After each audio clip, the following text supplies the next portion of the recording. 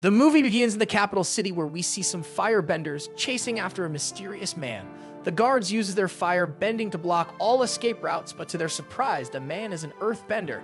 The man uses his earth bending to destroy their defense, and that's when his accomplice shows up with a ride to help him escape. Realizing it's impossible to escape with the many firebenders after him, the man throws a scroll to his accomplice, instructing him to deliver it to the Earth King, that the Fire Nation are going to start a war. The man turns around and begins to fight the firebenders single-handedly, but not for too long. He gets captured and is taken to Fire Lord Sozin, who doesn't seem bothered about the information of their upcoming attack reaching the Earth Kingdom, because everything is part of his plan. When the Earth King receives the information about their upcoming attack, he will gather the Water Tribe and Air Nomads, which will lure out his main target, the Avatar. Long ago, the four nations lived together in harmony, and a peace was made possible by the Avatar, the one person with the ability to master all four elements. When the Avatar dies, their spirit is reborn into a new body in an eternal cycle. Ever since the death of the last Avatar, the new incarnation has yet to emerge. Fire Lord Sozin, the ruthless leader of the Fire Nation, decided to use this opportunity to launch an attack to conquer the world. But in order to begin his plan, he has to kill the next Avatar, the one person that could stand in his way. The scene suddenly takes us to the Southern Air Temple, where we see Aang having the fun of his life with his airbending. Mount Gyatso, his teacher and best friend, advises him to stop skipping training because even though he is more advanced than the other students, there is still so much he has to learn. Gyatso orders him to help the others go set up for the great upcoming Comet Festival, while another master shows up and argues with Master Gyatso on why he hasn't told Aang the secret on who he really is.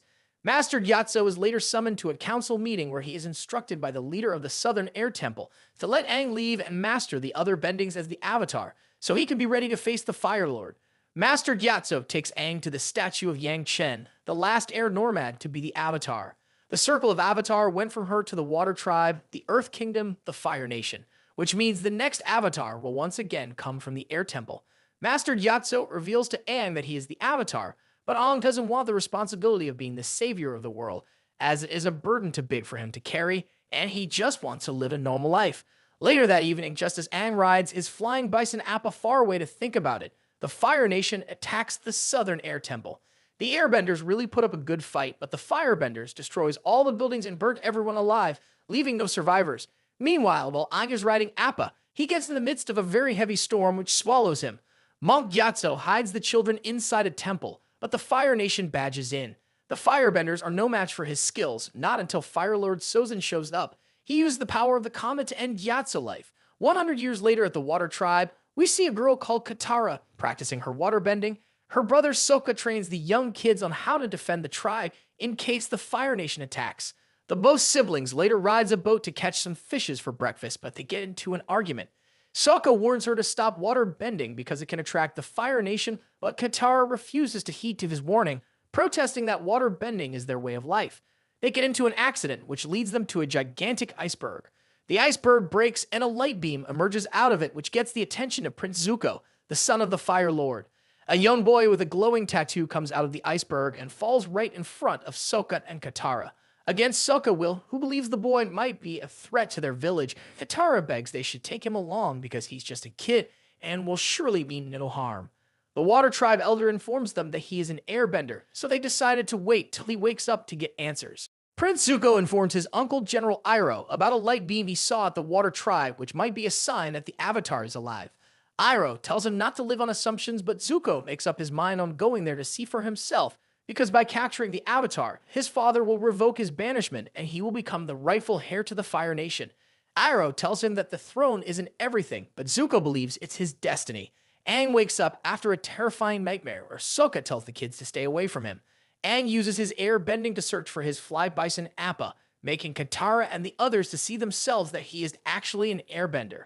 He explains to the Water Tribe how he experienced a very heavy storm after he left the Southern Air Temple, only for him to get a devastating news on how the Southern Air Temple was destroyed by the Fire Nation.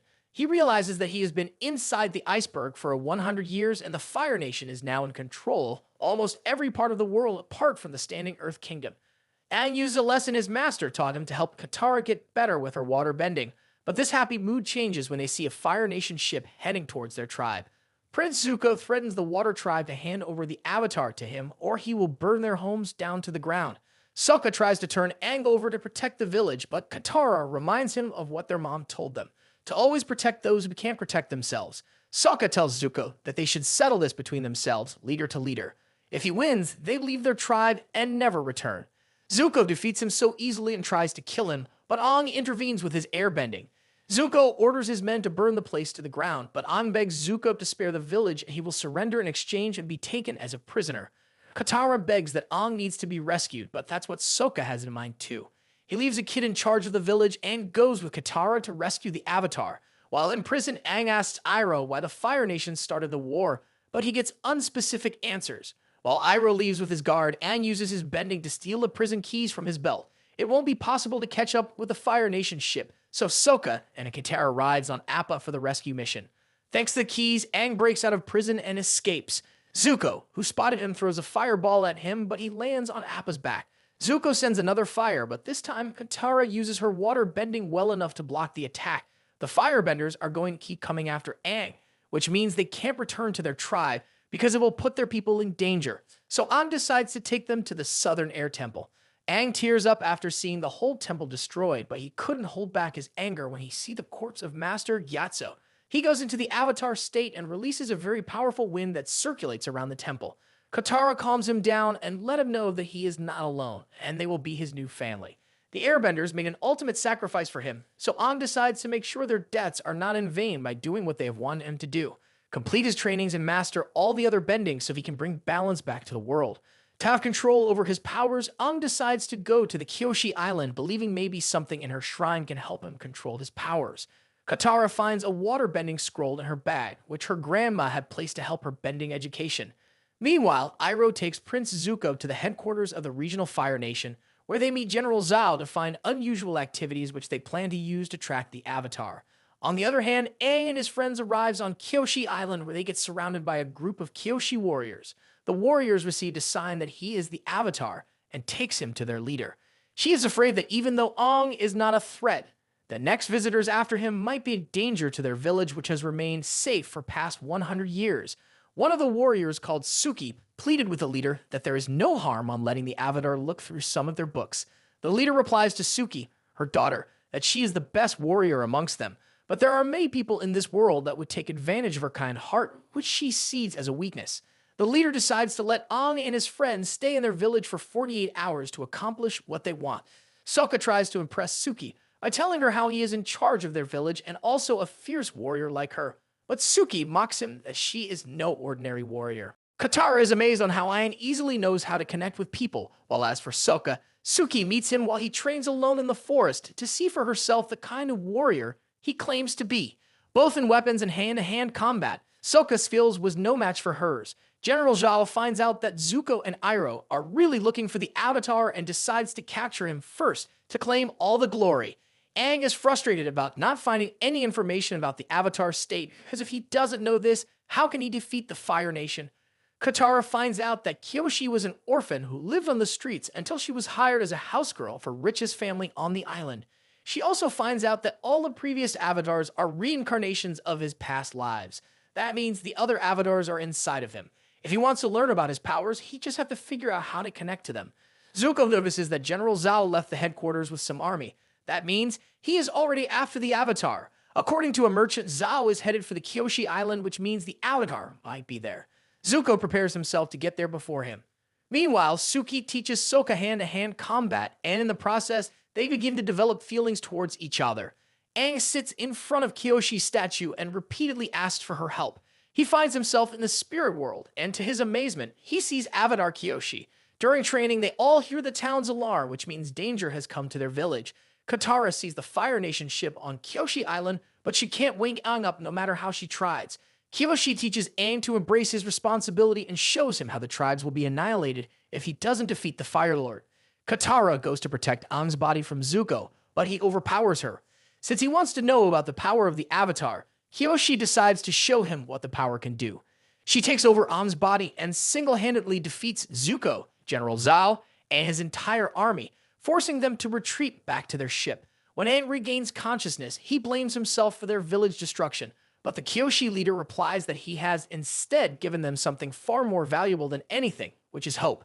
They all bow down to Aang in respect while Suki gives Sokka a goodbye kiss and also thanks him for bringing the world to her. The entire Kyoshi villagers says goodbye to Aang and his friends as they leave their village. Aang tells his friends that he needs to go to the Northern Water tribe because according to the vision Kyoshi showed him, something terrible is going to happen there which only him can stop.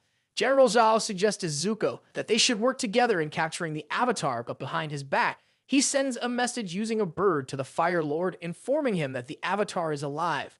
During the Team Avatar journey, they decided to branch out of Mashu, a region of the Earth Kingdom. With the help of a merchant, they disguised themselves as Earth Kingdom citizens to be allowed to pass through by the guards. In there, Aang sees someone that looks like an airbender and runs to meet him, not before destroying famous Cabbage Man's goods. He is disappointed after seeing the person isn't an airbender, but just a crippled boy. Just as Aang saves them from a fire incident, they are so happy, because with his help, they can take the fight to the enemy. The crippled boy introduces them to his father's side, a mechanist to the king of Omashu. Just as Aang is about to leave to the Northern Water tribe, he sees people wounded and the homes in Omashu destroyed. The work of the Avatar isn't just fighting, but also helping people. He decides to stay in Omashu for a while to defend them from the upcoming Fire Nation attack. Katara later finds out from the merchant that once helped them get inside Omashu that the mechanist Sai is a spy for the Fire Nation. He builds devices and sells secrets to them. The merchant reveals his true identity as a freedom fighter called Jet and goes to attack the Fire Nation spies. His friends join him and they took down all the spies. Jet takes Katara to his secret hideout, where 100 people who has lost a loved one from the Fire Nation resides in. They have been fighting the Fire Nation as freedom fighters ever since the Omashu king became weak and senile. Katara reports to Aang and Sokka that Sai is a spy for the Fire Nation, but they don't believe her. Kurata later finds out Jet's ruthless plan and realizes he's the bad guy. He had exchanged a mech box Sai was carrying to the Omashu king to a bomb which will blow them up to pieces. Thousands of innocent lives will die because of this, but Jet doesn't care as long as he eliminates the spies of the Fire Nation.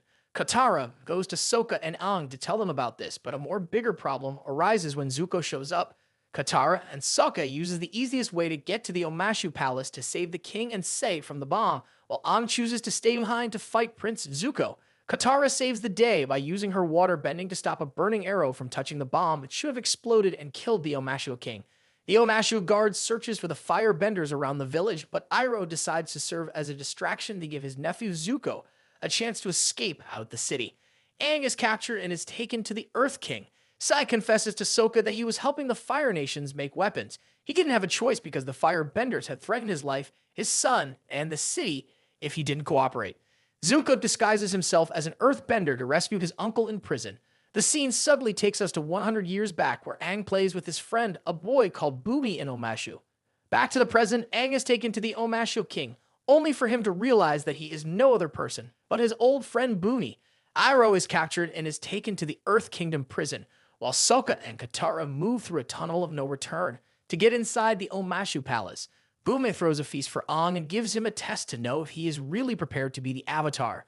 Aang must defeat him a fight. Meanwhile, on the way of transporting the captured Iroh to the Earth Kingdom, Prince Zuko attacks the guards and rescues him. While as for Bumi, he fights Aang as he blames him for vanishing when the world needed him the most. During the fight, Aang prevents a boulder from landing on Bumi. Aang passed Bumi's test, which is a sign that Aang is ready to be the Avatar and protect the world. Aang finds out the Fire Nation army will be in Omashu soon, but Bumi tells him not to worry, because he is ready to fight, but the Avatar must leave and fulfill his destiny. Thank you for watching, guys. If you don't want to miss out on the part 2, please subscribe to this channel and keep watching. Bye.